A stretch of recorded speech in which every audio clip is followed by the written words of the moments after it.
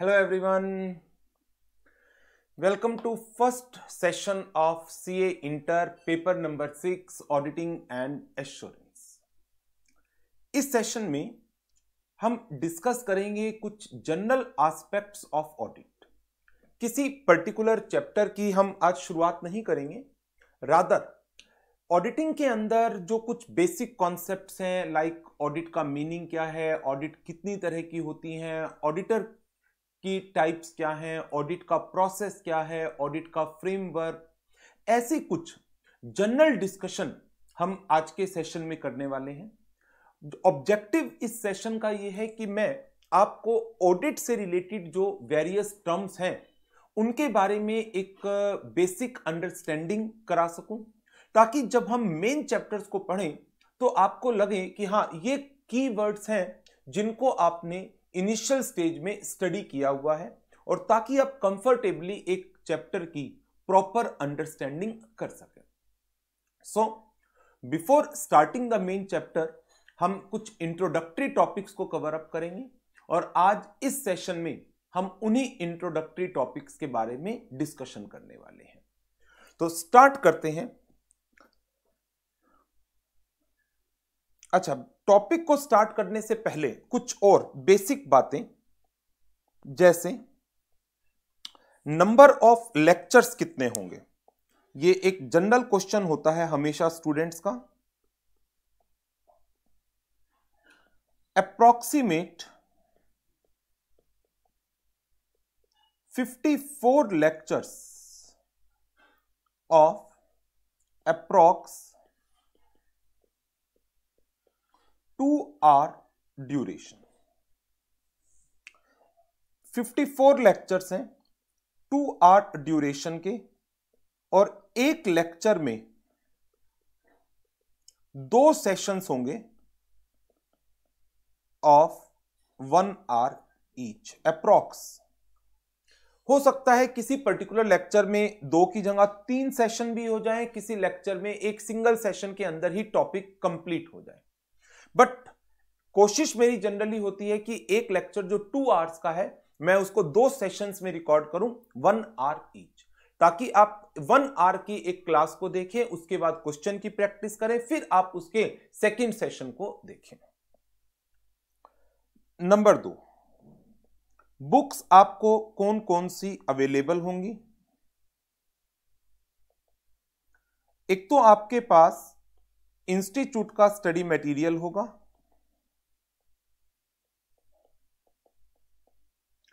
Institute के study material में आपके पास 2 बुक होंगी। एक तो इंस्टीट्यूट की कॉन्सेप्ट बुक जो मेन बुक आती है, एंड नंबर 2 पर एक एमसीक्यू की बुकलेट होगी जो आईसीएआई ने अभी लास्ट मंथ ही रिलीज की है। इसके अलावा जो हम आपको अपनी बुक्स प्रोवाइड करेंगे उसमें एक कॉन्सेप्ट बुक होगी, और दूसरी एक क्वेश्चन बैंक होगा जिसके अंदर डिस्क्रिप्टिव क्वेश्चन भी होंगे, मल्टीपल चॉइस क्वेश्चन भी होंगे, और इंटीग्रेटेड कुछ केस स्टडीज को भी कवर अप किया जाएगा। सो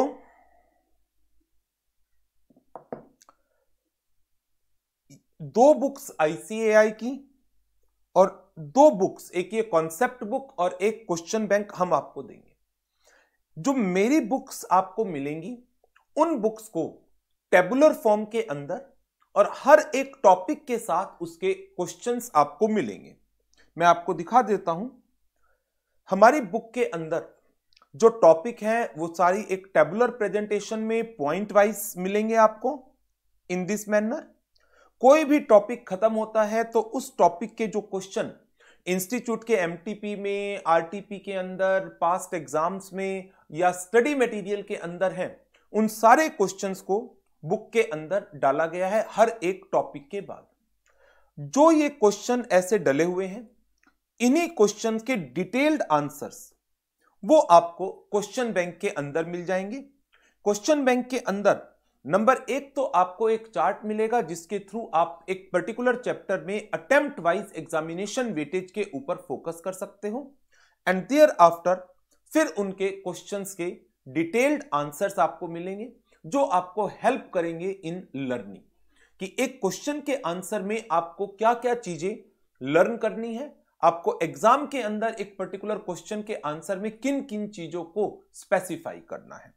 तो इन दिस मैनर ये क्वेश्चन बैंक आपको मिलेगा और क्वेश्चन बैंक का ऑब्जेक्टिव क्या है, सिर्फ आपको एक प्रेजेंटेशन स्किल्स के ऊपर बताना कि आपके आंसर्स किस फॉर्म में प्रेजेंटेड होने चाहिए। तो ये 2 बुक हैं इंस्टीट्यूट की, एक एमसीक्यू बुक है जो अभी इंस्टीट्यूट ने रिसेंटली ही रिलीज की थी, इंटरमीडिएट के लिए booklet on MCQs and case scenario दिसंबर 20 में रिलीज की है और इसके अंदर कुछ इंडिविजुअल एमसीक्यूज हैं और बाद में कुछ इंटीग्रेटेड केस स्टडीज दी गई है।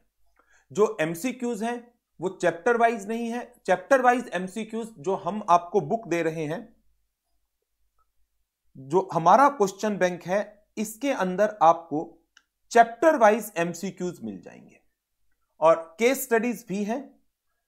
इंस्टीट्यूट की बुकलेट के अंदर चैप्टर वाइज एमसीक्यूज नहीं है, तो वहां पर आपको जब सिलेबस कंप्लीट हो जाए तो आप इंस्टीट्यूट की एमसीक्यू बुकलेट को यूज कर पाएंगे, लेकिन जो बुक हम आपको अवेलेबल करा रहे हैं वो आपको हर एक चैप्टर कंप्लीट होने के बाद उसके एमसीक्यू क्वेश्चंस की प्रैक्टिस आपको करनी है। ये बात हो गई आपके साथ हमारी बुक्स की, लेक्चर्स की भी बात हो गई, बुक्स की भी बात हो गई। मेन तो इंटर लेवल के ऊपर यही 2 चीजें होती हैं जिनके ऊपर स्टूडेंट्स का प्राइमरीली कंसर्न होता है, जिनके बारे में वो जानना चाहते हैं। तो इसके अलावा कुछ स्टूडेंट्स का और कंसर्न होता है अमेंडमेंट्स को लेकर।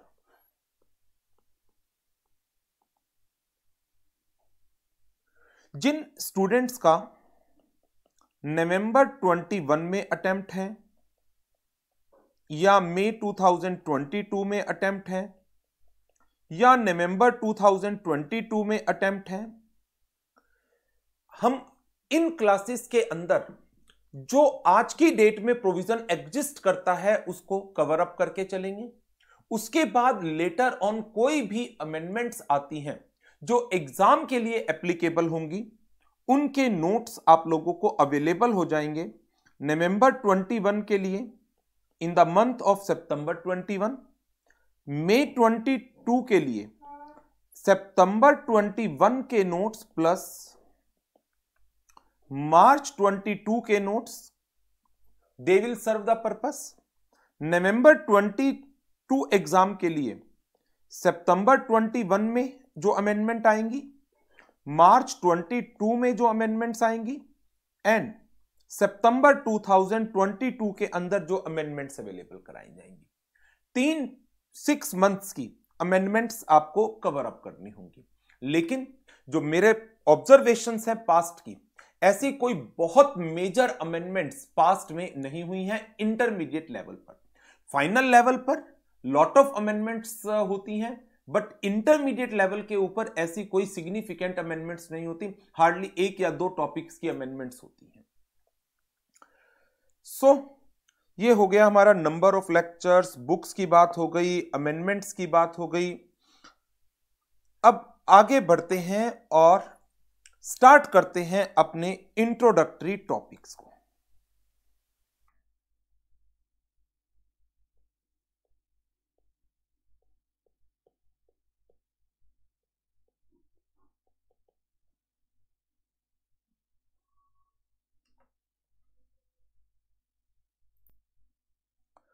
हमारा पहला टॉपिक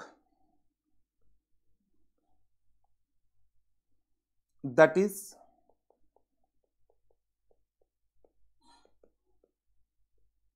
मीनिंग ऑफ ऑडिटिंग। आप मेरे साथ साथ इसको नोट करेंगे, meaning of auditing.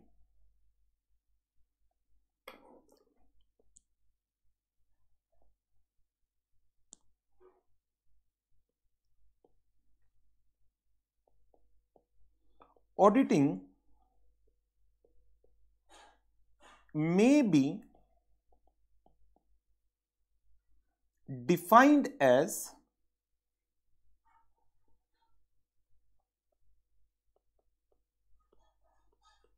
Systematic, note करिए, फिर हम इसके एक एक वर्ड को डिस्कस करने वाले हैं आगे, and independent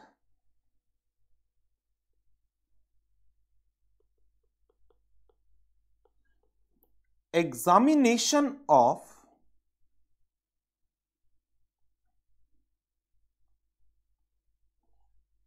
data, statements, records, operations,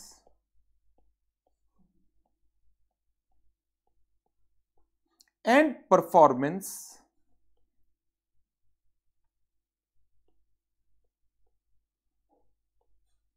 of an entity for a stated purpose। ये ऑडिट का मीनिंग है, इसको नोट डाउन कर लो, फिर मैं इसके एक एक वर्ड को आपके साथ डिस्कस करूंगा।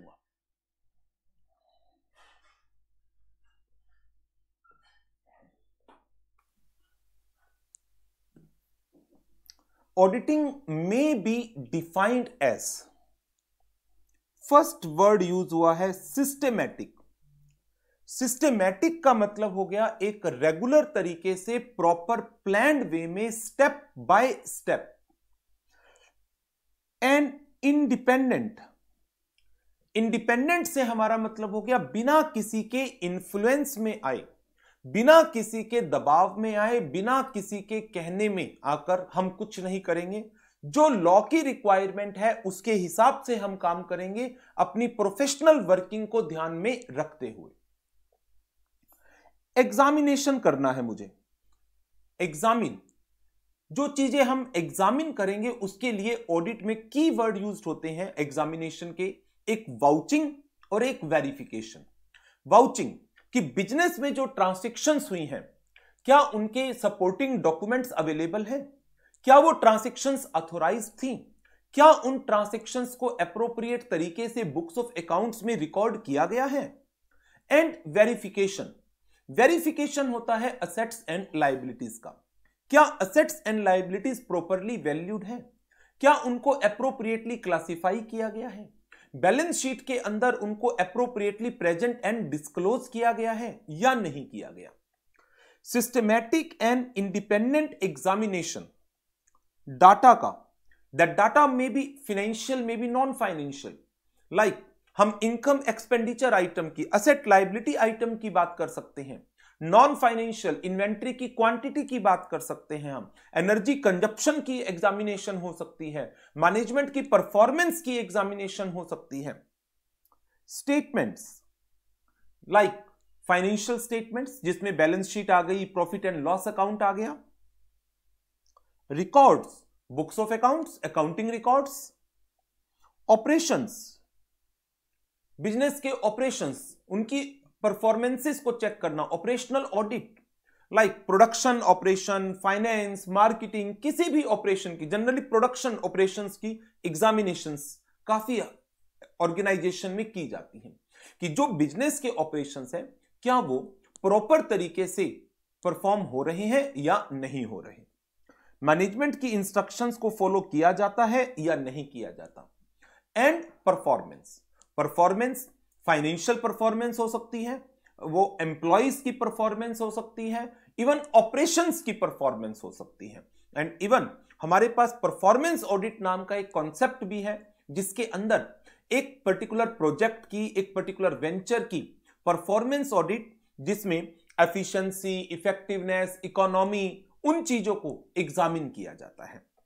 Of an entity, may be a profit unit, may be a non-profit unit, may be a corporate, may be a non-corporate, may be a partnership firm, may be a proprietorship firm, कोई भी entity।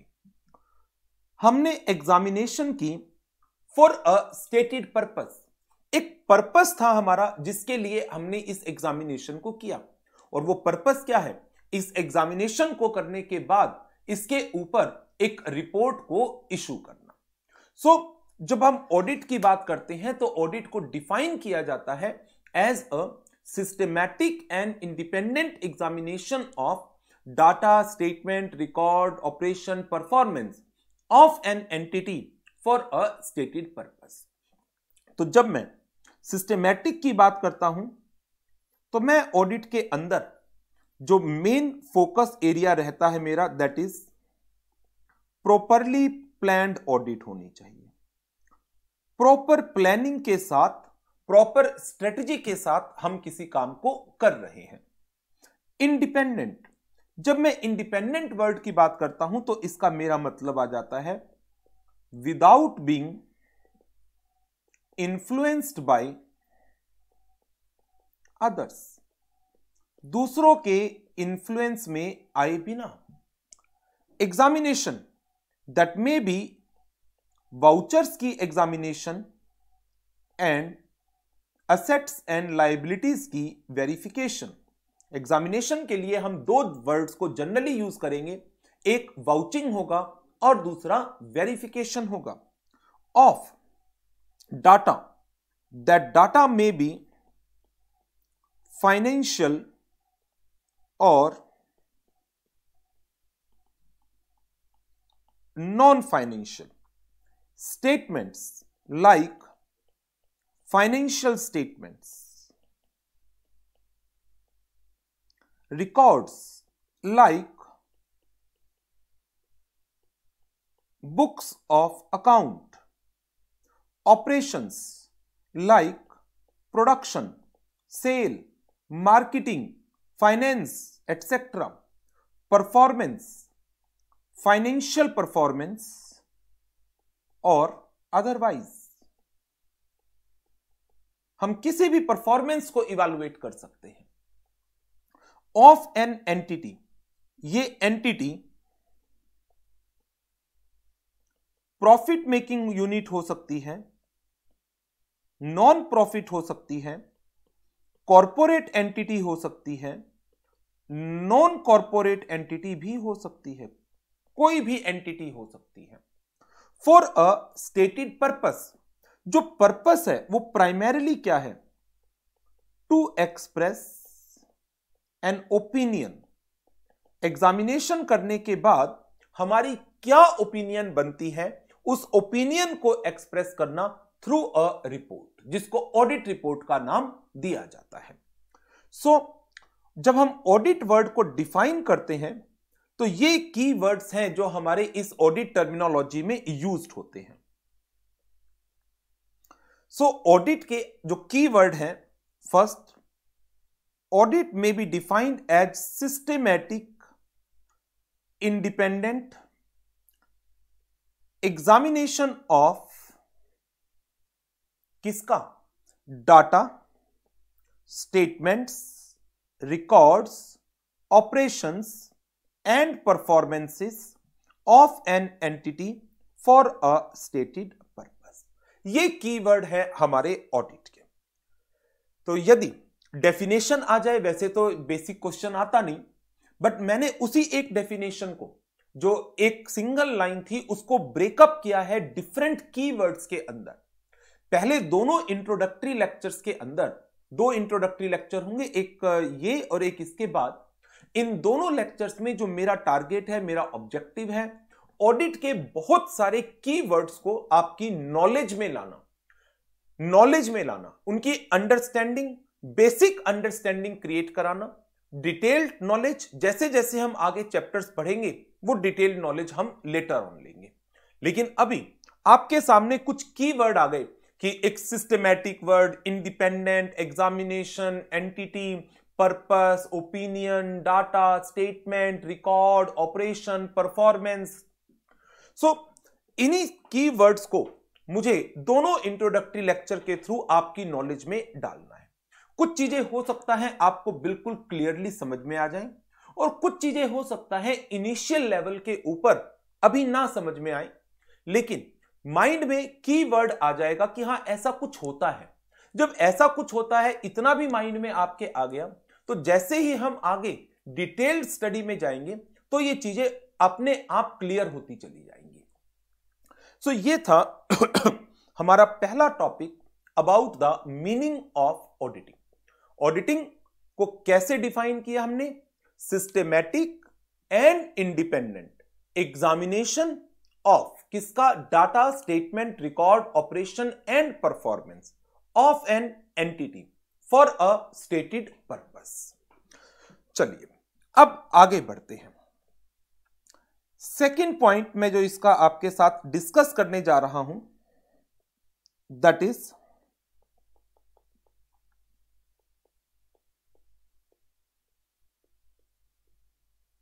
Framework of auditing. Auditing के framework को मैं आपके साथ discuss कर रहा हूं। अब ये फ्रेमवर्क क्या है? ये वो बाउंड्रीज हैं, कॉन्सेप्ट्स हैं जिनसे एक सब्जेक्ट को स्टडी किया जाता है। जब आप अकाउंट्स पढ़ते हैं तो अकाउंट्स को पढ़ने के लिए जो आपके पास कॉन्सेप्ट अवेलेबल होता है वो अकाउंटिंग स्टैंडर्ड्स का है, शेड्यूल 3 का है, कंपनी लॉ के प्रोविजंस का है, जनरली एक्सेप्टेड अकाउंटिंग प्रिंसिपल्स का है। जब आप लॉ पढ़ते हैं, मान लीजिए आप कॉर्पोरेट लॉ पढ़ते हैं, तो कॉर्पोरेट लॉ के अंदर जो आपके पास कॉन्सेप्ट आ जाता है, कंपनीज एक्ट का आ गया, और उसके साथ सिक्योरिटी लॉज के कॉन्सेप्ट आ जाते हैं, like securities and exchange board of India act, securities contract regulation act. Economic law पढ़ते हैं तो आपके सामने foreign exchange management act, SARFAESI, PMLA, IBC, arbitration, बहुत सारे लॉ आ जाते हैं। जब आप टैक्सेशन पढ़ते हैं तो आपके पास कॉन्सेप्ट के लिए इनकम टैक्स एक्ट आ जाता है, जीएसटी लॉ आ जाते हैं। तो क्वेश्चन वही है कि जब आप ऑडिट पढ़ रहे होते हैं तो ऑडिट का जो पूरा फ्रेमवर्क है, कि मैं कहता हूं ऑडिट ऐसे होगी, कहां लिखा है ऐसे होगी? हमने कहा every company must have a auditor, कहां लिखा है? ऑडिटर को अपॉइंट कितने पीरियड के लिए लिखा, ऑडिटर को अपॉइंट कितने पीरियड के लिए किया जाएगा, ऑडिटर के राइट्स क्या हैं, ऑडिटर की ड्यूटीज क्या हैं, ऑडिटर की रिपोर्ट का फॉर्मेट क्या होगा, ऑडिटर के प्रोसेस क्या होंगे, प्रोसीजर्स क्या होंगे, टेक्निक्स क्या होंगी, ये सब कहां लिखा गया है? कहीं ना कहीं तो होना चाहिए ना, जिससे ऑडिट प्रोफेशन को एक गाइडेंस मिल सके। तो उसके लिए अब मैं आपके साथ जो टॉपिक डिस्कस कर रहा हूं वो है फ्रेमवर्क ऑफ ऑडिटिंग का। तो पहले आप इसका एक नोट लिखिए, मैं लिखवा रहा हूं आपको, और फिर हम इसके एक एक पॉइंट को डिस्कस करेंगे। चलिए, फ्रेमवर्क ऑफ ऑडिटिंग। हम ऑडिटिंग को कहां कहां से स्टडी कर सकते हैं? ऑडिटिंग का फ्रेमवर्क 3 मेन जगह से आता है, और वो 3 मेन जगह कौन कौन सी हैं? Number 1,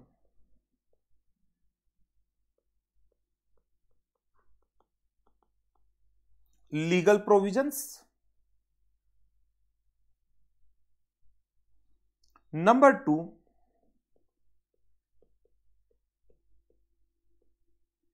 standards on auditing. And number 3,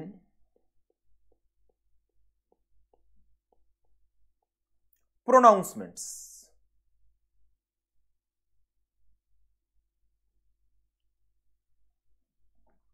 legal provisions, standards on auditing and the pronouncements.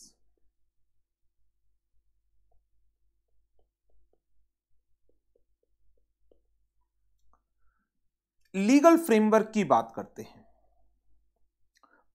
यदि हम एक कंपनी के रेफरेंस में बात करें तो कंपनीज की ऑडिट के प्रोविजन कहां मिलेंगे हमें? कंपनीज एक्ट 2013 में मिलेंगे। यदि हम टैक्स ऑडिट की बात करें तो टैक्स ऑडिट के प्रोविजन हमें, इनकम टैक्स ऑडिट के प्रोविजन हमें मिलेंगे इनकम टैक्स एक्ट 1961 से। जीएसटी के प्रोविजन हमें मिलेंगे सेंट्रल जीएसटी एक्ट 2017 से। यदि हम एक बैंक की ऑडिट की बात करें तो उसके प्रोविजंस हमें कहां से मिल सकते हैं?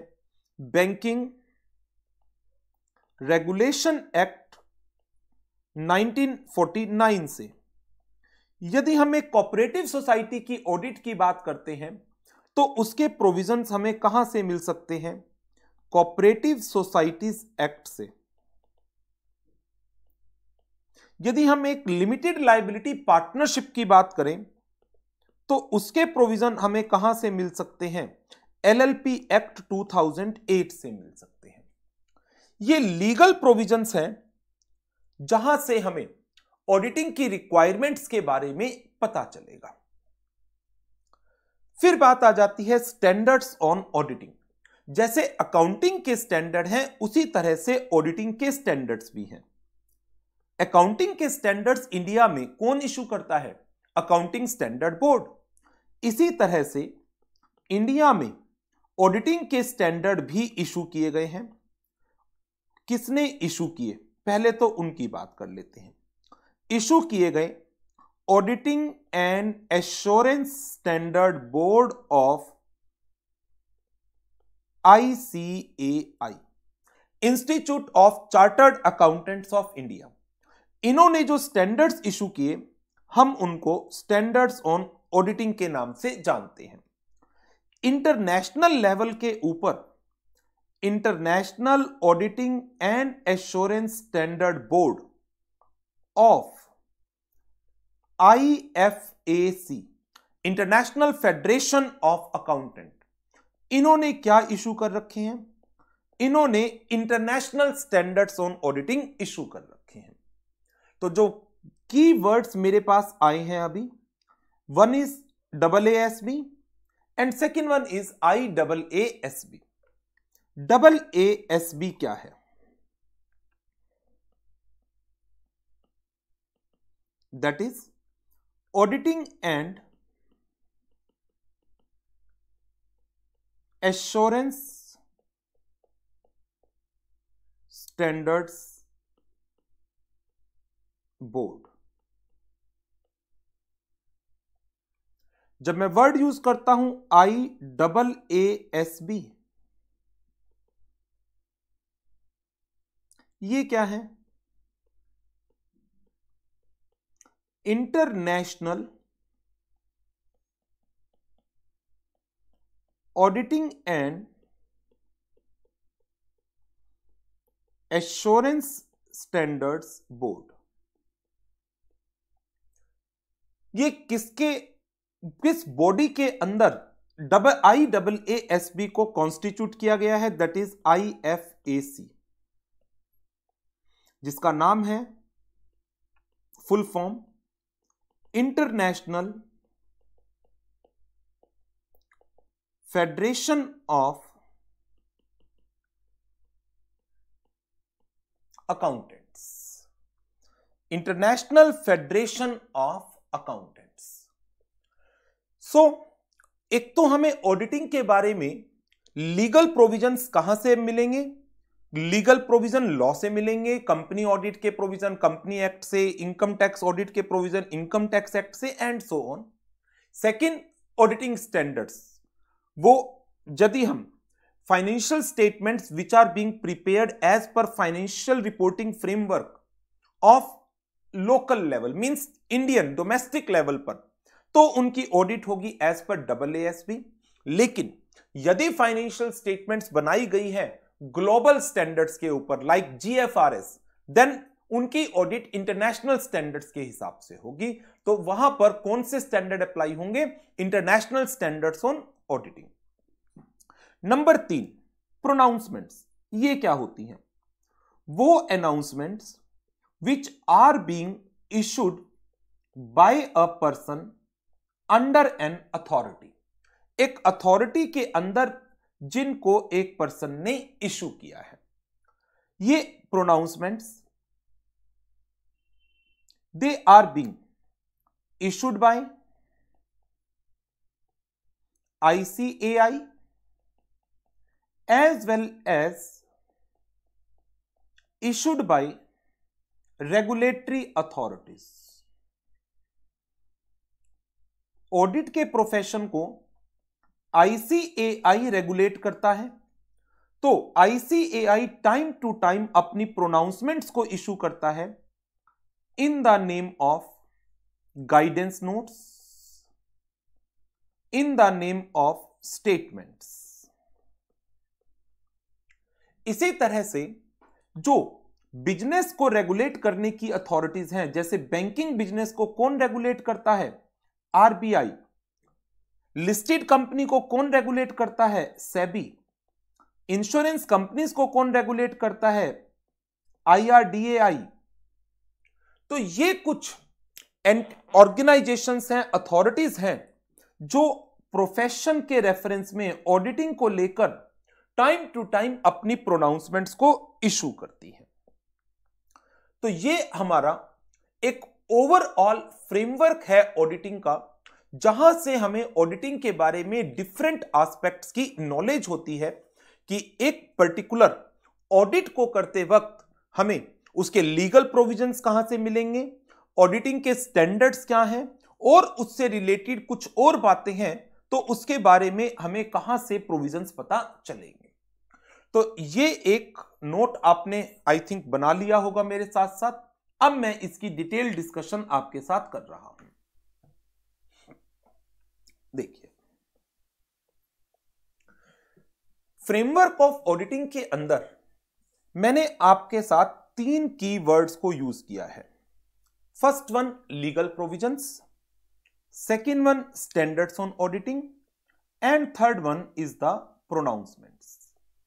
जब मैं लीगल प्रोविजंस की बात करता हूं, आपने कुछ बेसिक लॉ पढ़ रखे हैं, जिसमें एक कंपनी लॉ का बेसिक भी आपने फाउंडेशन लेवल पर पढ़ा है और इंटर के ग्रुप 1 लॉ के अंदर भी पढ़ा होगा, and that is companies act 2013। Companies act 2013 के अंदर जो चैप्टर नंबर 10 है, which comprises of section 139 to 148 of companies act 2013, उसके अंदर डिटेल्ड प्रोविजंस दिए गए हैं as to requirement of audit, कि ऑडिट की रिक्वायरमेंट है, ऑडिटर की एलिजिबिलिटी, क्वालिफिकेशन, डिस्क्वालिफिकेशन, ऑडिटर के राइट्स, ऑडिटर की ड्यूटीज, ऑडिटर का रेम्यूनरेशन, ऑडिट रिपोर्ट की साइनिंग, ऑडिटर के ऊपर कोई पेनल्टीज। सो लीगल प्रोविजन सबसे की रोल प्ले करते हैं ऑडिटिंग की रिक्वायरमेंट को लेकर और उससे रिलेटेड एक्टिविटीज को लेकर।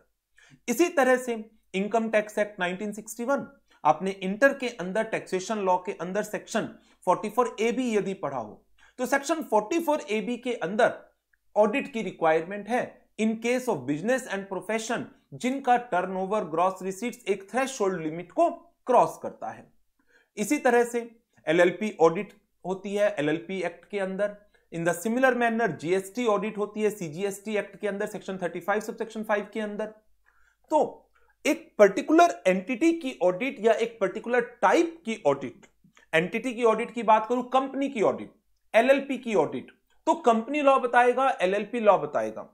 मैं एक पर्टिकुलर टाइप ऑफ ऑडिट की बात करूं, income tax audit, GST audit, तो वो उनके कॉरेस्पॉन्डिंग टैक्सेशन लॉ बताएंगे। सो ये तो बात हो गई लीगल प्रोविजंस की। नंबर 2 पर बात आ जाती है स्टैंडर्ड्स ऑन ऑडिटिंग।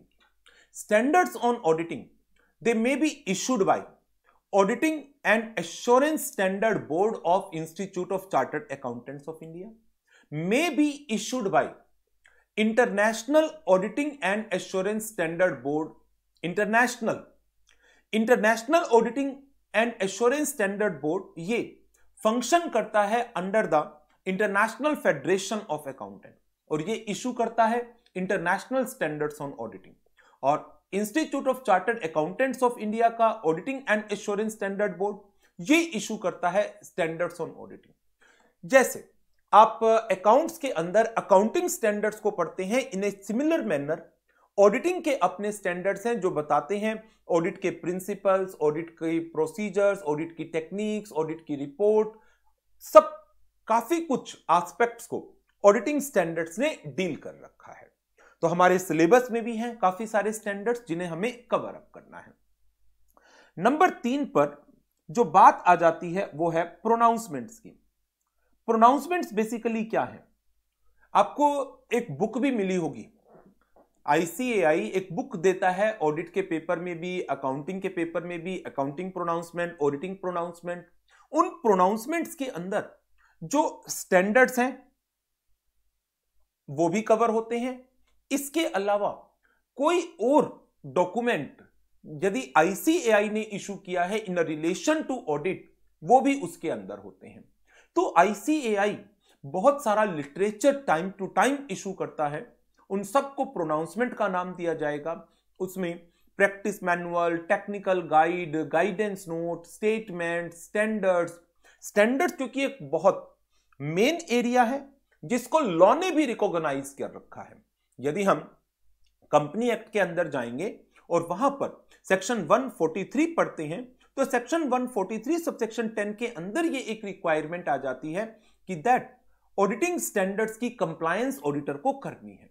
तो ऑडिटिंग स्टैंडर्ड्स एक बड़ा मेजर एरिया है, तो उसको मैंने अलग से स्पेसिफाई कर दिया, जहां पर auditing and assurance standard board जो स्टैंडर्ड्स को इशू करता है, बाकियों को प्रोनाउंसमेंट्स की कैटेगरी में लिया है। ऑडिटिंग स्टैंडर्ड भी एक प्रोनाउंसमेंट का ही पार्ट है, लेकिन इनको मैंने एक अलग कैटेगरी बना दी और बाकी प्रोनाउंसमेंट्स को लाइक स्टेटमेंट्स हो गए, गाइडेंस नोट हो गए, टेक्निकल गाइड्स हो गई, अदर लिटरेचर हो गया, वो जो किसने इशू किया, आईसीएआई ने इशू किया। इसके अलावा ऑडिटिंग प्रोफेशन से रिलेटेड कुछ और बातें जो रेगुलेटरी अथॉरिटीज हैं, लाइक बैंक्स के लिए आरबीआई, लिस्टेड कंपनीज के लिए सेबी, इंश्योरेंस कंपनीज के लिए IRDAI, and in a similar manner जो अदर रेगुलेटर्स हैं वो भी ऐसी कुछ चीजें बता सकते हैं। So this is about the framework of audit. तो इसमें मैंने आपकी नॉलेज में कुछ वर्ड डाले हैं, कुछ के मीनिंग आपको अभी क्लियर हुए होंगे, कुछ के नहीं हुए होंगे। एक स्टैंडर्ड ऑन ऑडिटिंग वर्ड डाला, auditing and assurance standard board, international federation of accountant, international auditing and assurance standard board, guidance note, statements. तो मेरा ऑब्जेक्टिव बिल्कुल क्लियर है, और वो क्या है कि मुझे दोनों इंट्रोडक्टरी लेक्चर के थ्रू आपकी नॉलेज में ऑडिट की जो की टर्मिनोलॉजी है, उनके जो की वर्ड्स हैं, वो मुझे आपकी नॉलेज में लाने हैं। उनकी अंडरस्टैंडिंग जिस एक्सटेंट तक भी हो जाए दैट इज एक्सेप्टेबल। 10%, 20%, 50%, 80%, 100%, जिस एक्सटेंट तक भी हो दैट इज एक्सेप्टेबल। लेकिन आपकी नॉलेज में ये की वर्ड्स का होना जरूरी है कि ताकि जब आप आगे जाकर के इन मेन चैप्टर को पढ़ें तो आपको ऑडिट की जो की वर्ड्स है उनके बारे में कुछ आइडिया हो। हाँ, ऐसे कुछ वर्ड सुने हुए तो हैं, ऐसा ना लगे अरे ये क्या है, ये क्या आ गया। So this is about the framework of auditing. आगे बढ़ते हैं। तीसरा मैं आपके साथ जो टॉपिक डिस्कस करने जा रहा हूं that is types of audit.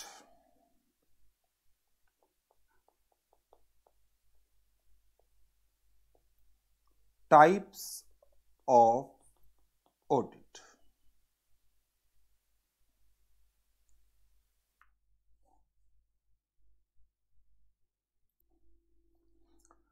Audit primarily दो कैटेगरीज में हम डिवाइड कर सकते हैं, टू टाइप्स। मेरे साथ साथ लिखना है आपको, ये पहले नोट कर लीजिए, फिर मैं इसको एक्सप्लेन करूंगा। First,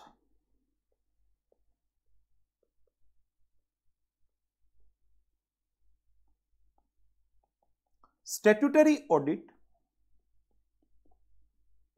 second, voluntary audit. Statutory audit means the audit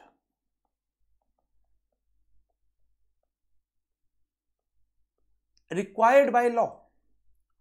Voluntary audit, audit not required by law. Statutory audit को मैं फर्दर एग्जाम्पल दे सकता हूं इसके, और इसको मैंने प्राइमरीली 3 कैटेगरीज में डिवाइड किया।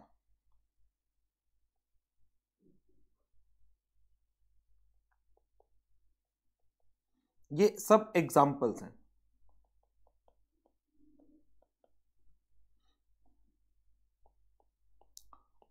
Audit under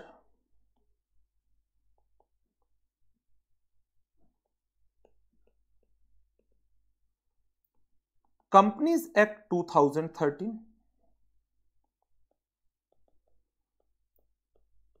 audit under fiscal laws, audit under other laws. जब मैं ऑडिट अंडर कंपनीज एक्ट की बात करता हूं तो इसमें दो तरह की स्टैट्यूटरी ऑडिट आ जाती है। Primarily audit of books of account and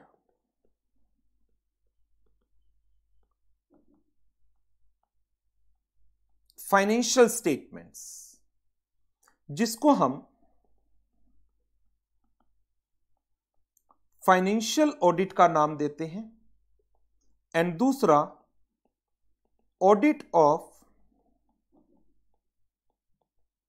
cost records which is known as cost audit. So this is first type of audit under Companies Act 2013। Fiscal law से मेरा मतलब है रेवेन्यू लॉ, टैक्स लॉ। इसके दो main example हैं हमारे पास। Audit under section 44AB of income tax act 1961, audit under section 35 of CGST act 2017। Income tax act के अंडर ऑडिट, सेक्शन 35 के under audit. Audit under other laws, example audit under banking regulation act 1949, audit under LLP act 2008, audit under cooperative societies act 1912।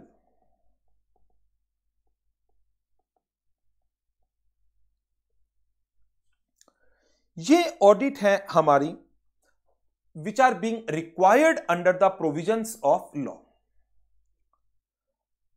इसके साथ एक छोटा सा point और है, that is voluntary audit का। वॉलंटरी ऑडिट से हमारा क्या मतलब है? Audit bye an entity when required by banks। Bank ने ऑडिट रिपोर्ट मांग ली, क्यों? आप बैंक के पास गए थे फॉर लोन। गवर्नमेंट ने आपसे ऑडिट रिपोर्ट मांग ली, क्यों? आप गवर्नमेंट के पास गए थे किसी ग्रांट के लिए। लॉ के अंदर रिक्वायर्ड नहीं था एज सच, लेकिन आपने बैंक से, गवर्नमेंट से कोई फाइनेंशियल असिस्टेंट मांगी, तो बैंक ने इन फाइनेंशियल असिस्टेंट को देने के लिए आपको कहा कि आप अपनी फाइनेंशियल स्टेटमेंट हमारे पास लेकर आए, लेकिन वो ऑडिटेड होनी चाहिए। हम आपकी फाइनेंशियल स्टेटमेंट जो ऑडिटेड हैं उनको एनालाइज करने के बाद विचार करेंगे क्या हम आपको फाइनेंशियल असिस्टेंस दे पाएंगे या नहीं दे पाएंगे। ये हमारा टॉपिक था अबाउट टाइप्स ऑफ ऑडिट का। आई होप लिख लिया होगा आपने। अब इनके पॉइंट्स को डिस्कस करते हैं। दो तरह की ऑडिट मैंने आपको बताई। एक स्टैट्यूटरी, जैसा कि नेम में ही लिखा है, स्टैट्यूटरी ऑडिट वो ऑडिट है which is being required by law, जो लॉ की रिक्वायरमेंट के अंदर है। जैसे यदि मैं बुक्स ऑफ अकाउंट्स की, फाइनेंशियल स्टेटमेंट्स की बात करता हूं, तो जो कंपनी लॉ का सेक्शन 143 सबसेक्शन 2 है, उसके अंदर auditor is required to examine the books of account and make a report on the financial statements thereon. जो बुक्स ऑफ अकाउंट के बेस पर फाइनेंशियल स्टेटमेंट्स बनाई गई हैं, तो ऑडिटर को इन बुक्स ऑफ अकाउंट्स को एग्जामिन करना है, फाइनेंशियल स्टेटमेंट्स को एग्जामिन करना है और उनके ऊपर अपनी एक ओपिनियन को एक्सप्रेस करना है. And this is the mandatory requirement under the provisions of companies act 2013. In addition to that, Section 148 of the Companies Act 2013 requires certain companies to get their cost records audited by a cost accountant. Financial statements को chartered accountant audit करता है, coast records को cost accountant audit करता है. And दोनों ही audit की जो requirement है वो कंपनी लॉ के प्रोविजंस के अंदर है, and hence these are considered as the statutory audit. Second, audit which is being required under fiscal laws. Fiscal means जो रेवेन्यू है गवर्नमेंट का, तो वो रेवेन्यू के दो मेन सोर्स हैं, एक डायरेक्ट टैक्स जो इनकम टैक्स है, दूसरा इनडायरेक्ट टैक्स जो जीएसटी है प्राइमरी. तो दोनों लॉ के अंदर ऑडिट की रिक्वायरमेंट है यदि एंटिटी की टर्नओवर एक थ्रेशोल्ड लिमिट को क्रॉस करती है. तो इनकम टैक्स एक्ट के अंदर वो लिमिट्स बताई गई हैं सेक्शन 44AB के अंदर, और GST audit is covered under section 35.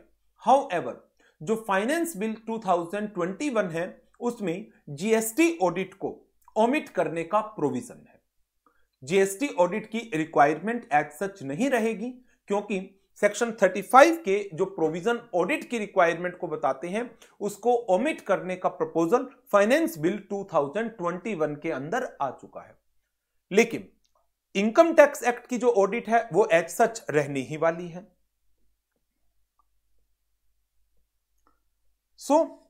एक ऑडिट प्राइमरी हमने बात की कंपनीज एक्ट 2013 की, दूसरी हमने बात की ऑडिट अंडर फिस्कल लॉज, तीसरी हम बात कर रहे हैं ऑडिट अंडर अदर लॉ. तीनों ही जो मेरे एग्जाम्पल हैं वो लॉ के हैं.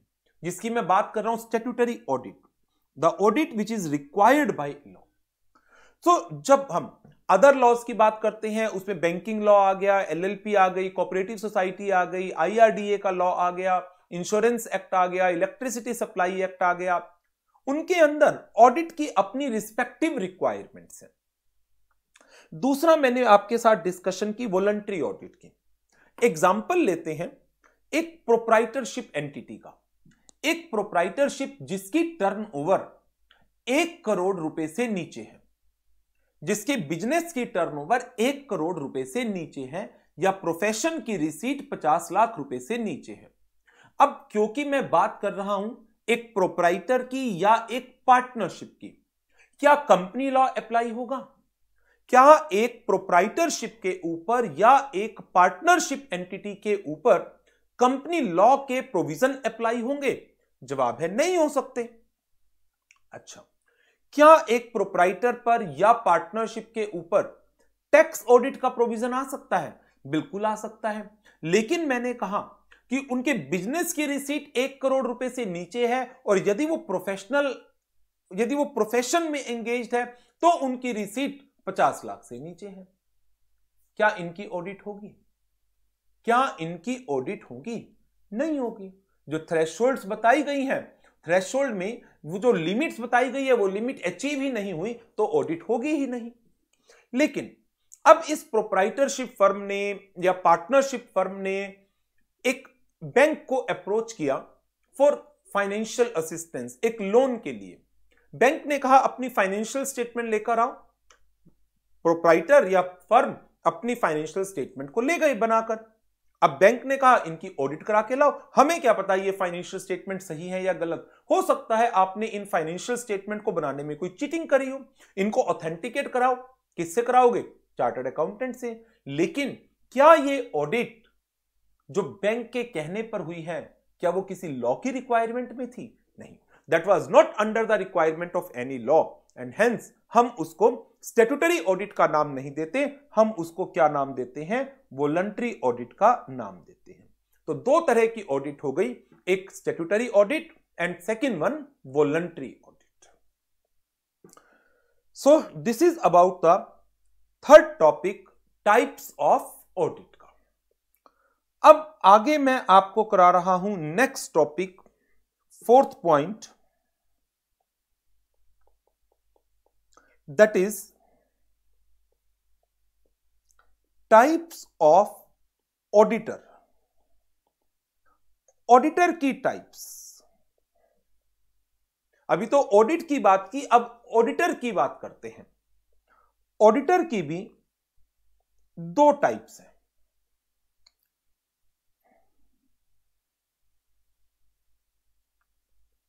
Category 1,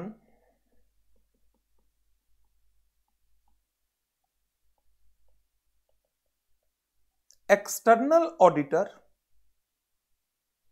and category 2,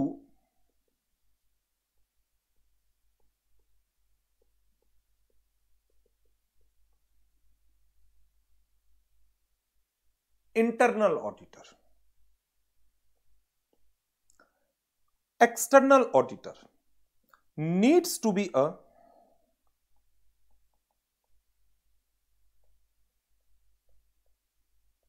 professionally qualified person,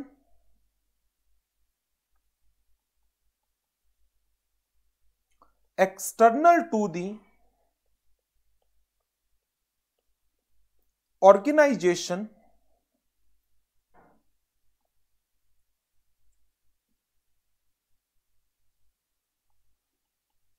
also known as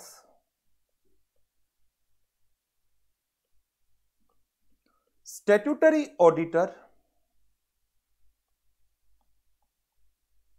when appointed under requirements of any law. Internal auditor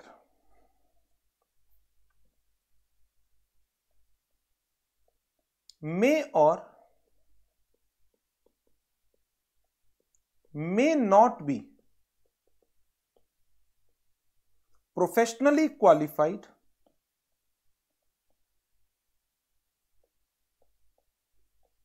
may or may not be internal to the organization.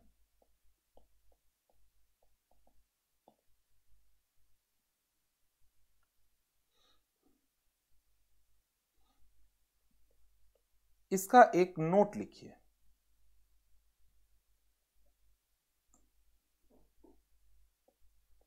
A person external to the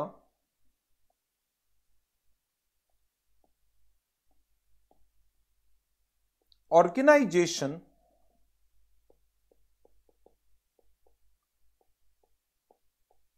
appointed by the management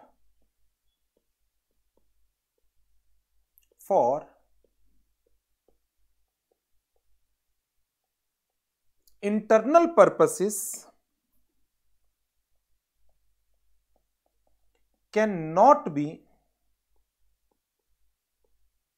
termed as external auditor.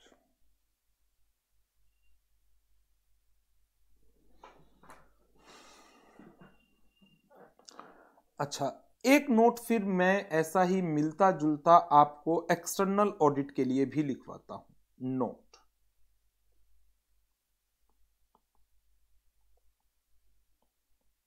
Internal audit required under section 138 of Companies Act 2013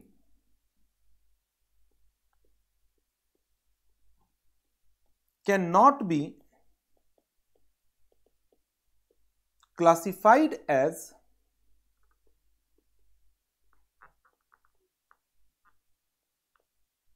statutory audit. क्यों? As the objective of this audit is to facilitate the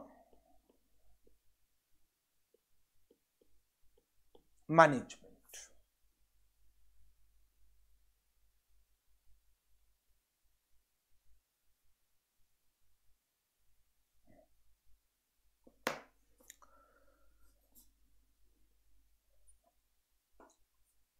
so types of auditor, इसके अंदर हम दो categories के अंदर auditor को classify कर रहे हैं। कैटेगरी 1 में हमने कहा एक्सटर्नल ऑडिटर, कैटेगरी 2 में वर्ड यूज किया internal auditor. When we use the word external auditor, external means वो पर्सन जो ऑर्गेनाइजेशन से, एंटिटी से बाहर का है। जैसे एबीसी लिमिटेड कोई कंपनी है, उसके अंदर कुछ chartered accountant as a employee भी काम करते हैं। तो जो chartered accountant as a employee काम करते हैं वो तो इंटरनल हो गए। कंपनी ने क्या किया, किसी बाहर वाले पर्सन को अपॉइंट किया है। जब एक बाहर वाले पर्सन को अपॉइंट किया जाता है तो वो एक एक्सटर्नल पर्सन की डेफिनेशन में आ गया, आउटसाइडर है। उस पर्सन को अपॉइंट क्यों किया आपने? उस पर्सन को आपने अपने इंटरनल पर्पस के लिए, कि उसकी वर्किंग, उसका काम आप यूज करेंगे अपनी इंटरनल परफॉर्मेंसेस को इंप्रूव करने के लिए, या उसको अपॉइंट किया गया था under the requirement of law. यदि उसको आपने अपॉइंट किया अंडर रिक्वायरमेंट ऑफ लॉ तो हम उसको क्या नाम दे देंगे? हम उस एक्सटर्नल ऑडिटर को स्टैट्यूटरी ऑडिटर का नाम दे देंगे। लेकिन फिर बात आ जाती है, क्या एक्सटर्नल ऑडिटर का प्रोफेशनली क्वालिफाइड होना जरूरी है? जी हां, जितने भी लॉ हैं, जब भी वो किसी एक्सटर्नल ऑडिटर की अपॉइंटमेंट की बात करते हैं तो क्लियरली उसकी क्वालिफिकेशंस को भी बताते हैं। जैसे इनकम टैक्स एक्ट के अंदर जो पर्सन ऑडिट कर सकता है वो कौन है? Only a chartered accountant. GST law के अंदर जो पर्सन ऑडिट कर सकता है वो कौन है? जीएसटी लॉ में वो एक चार्टर्ड अकाउंटेंट है या एक कॉस्ट अकाउंटेंट भी हो सकता है। सो एक्सटर्नल ऑडिटर एक प्रोफेशनली क्वालिफाइड पर्सन का होना जरूरी है। यदि उस एक्सटर्नल को आपने under the requirement of law appoint किया है तो हम उसको स्टैट्यूटरी ऑडिटर का नाम भी देंगे। लेकिन यदि आपने एक इंटरनल ऑडिटर को अपॉइंट किया, मैं एक एग्जांपल लेता हूं।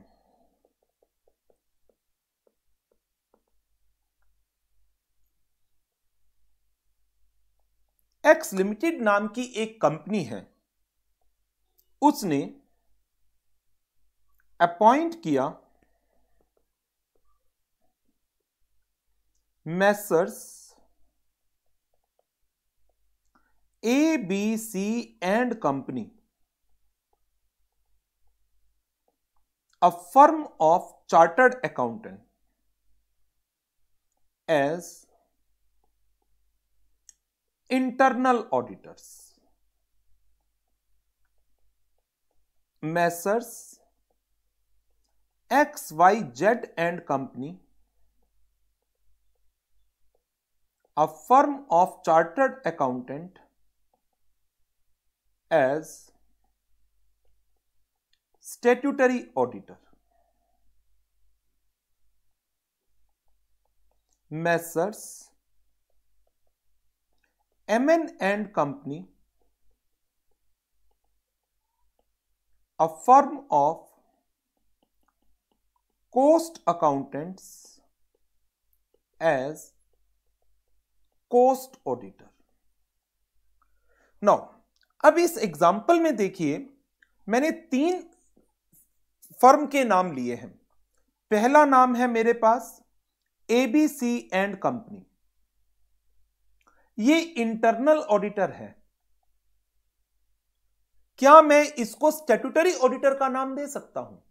ये है तो आउटसाइडर, ये कोई कंपनी की एम्प्लॉय नहीं है, ये एक आउटसाइडर चार्टर्ड अकाउंटेंट फर्म है और ये फर्म है चार्टर्ड अकाउंटेंट की। तो condition number 1 professionally qualified, yes professionally qualified person है, एक्सटर्नल है। और लेकिन ये पर्पस, एक्स लिमिटेड का पर्पस क्या था? इनको अपॉइंट किया गया है as internal auditor. Though they are external to the organisation, लेकिन हम इनको एक्सटर्नल ऑडिटर नहीं कह सकते। Reason, they are appointed for the carrying out internal audit to facilitate the management.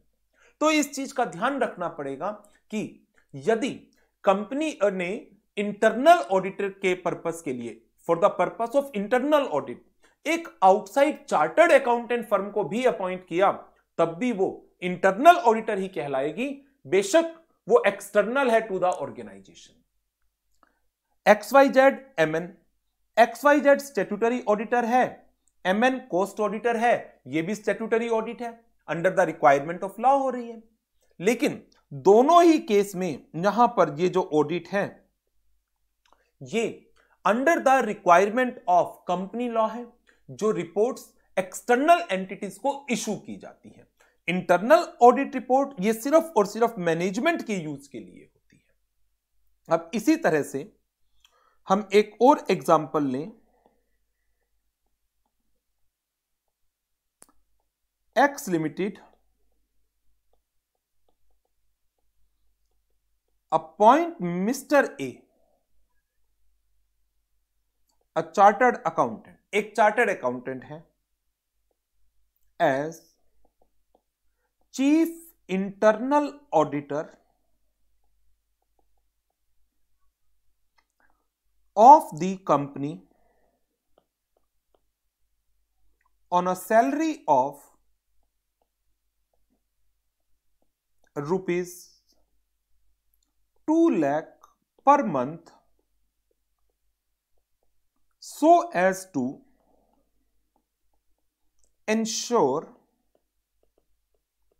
compliance of provisions of section 138 of the Companies Act 2013। अब companies act 2013 का section 138 क्या है?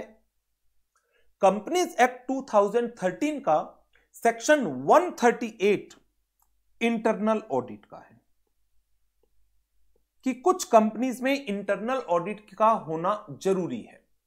तो कंपनी ने एक चार्टर्ड अकाउंटेंट को एज ए एम्प्लॉय हायर किया salary basis के ऊपर। क्या इस पर्सन को एक्सटर्नल ऑडिटर कहा जाएगा या इस पर्सन को स्टैट्यूटरी ऑडिटर का नाम दिया जाएगा? नो, ये इंटरनल ऑडिटर ही है, इसको हम एक्सटर्नल ऑडिटर का नाम नहीं दे सकते।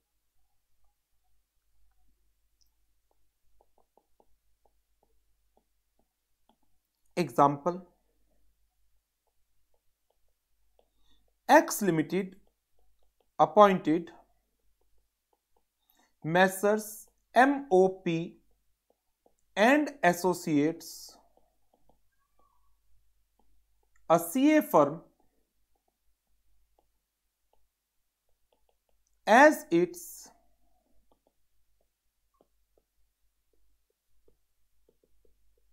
internal auditor on a fee of rupees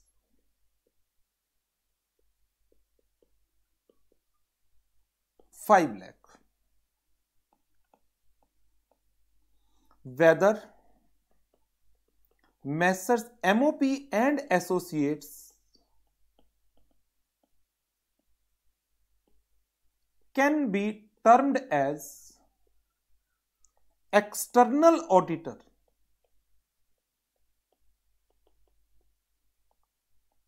or statutory auditor। MOP and associate hire किए गए हैं इंटरनल ऑडिट के लिए और ये एक्सटर्नल है, external to X limited. Company से कोई लेना देना नहीं, ये सीए फर्म है बाहर की। क्या ये एक्सटर्नल ऑडिटर की कैटेगरी में आएगा? No. Reason, purpose internal audit का है। क्या ये स्टैट्यूटरी ऑडिट काउंट होगी? नहीं, ये इंटरनल ऑडिट काउंट होगी। इसको स्टैट्यूटरी का नाम नहीं दे सकते, बेशक ये under the requirement of section 138 of the companies act 2013 है, लेकिन इसको हम स्टैट्यूटरी ऑडिट का नाम नहीं देंगे। तो इस कॉन्सेप्ट को आपने माइंड में रखना है। हम इसकी डिटेल्ड स्टडी जब चैप्टर 4 के अंदर इंटरनल ऑडिट का टॉपिक आएगा, वहां पर इसके बारे में हम डिटेल्ड डिस्कशन करने वाले हैं। So this is about the types of auditor. तो इस सेशन में मैंने आपके साथ 4 टॉपिक्स को डिस्कस किया है। Number 1 meaning of audit, number 2 framework of audit, number 3 types of audit and number 4 types of auditor. तो इस सेशन को मैं यहीं पर ओवर करूंगा। आपको नेक्स्ट सेशन देखने से पहले इसको अच्छी तरह से एक बार रिवाइज कर लेना है। जितनी भी अंडरस्टैंडिंग आती है इनिशियल स्टेज में, दैट इज ओके, कोई इश्यू नहीं है। ऑब्जेक्टिव फिर रिपीट कर रहा हूं, इन दोनों इंट्रोडक्टरी सेशन जो लेक्चर्स हैं उनका ऑब्जेक्टिव ये नहीं है कि हमें किसी बहुत डिटेल्ड स्टडी के अंदर जाना है। मैं किसी भी चैप्टर की डिस्कशन नहीं कर रहा, मैं एक जनरल डिस्कशन करूंगा इन दोनों इंट्रोडक्टरी लेक्चर के अंदर, जिसका ऑब्जेक्टिव मेरा सिर्फ और सिर्फ ऑडिट के कीवर्ड्स को आपकी नॉलेज में लाना है। अंडरस्टैंडिंग जितने % भी होती है, दैट्स ओके। ठीक है, तो इस सेशन को करते हैं यहीं पर ओवर और नेक्स्ट सेशन में मुलाकात करेंगे। Thank you very much and good bye.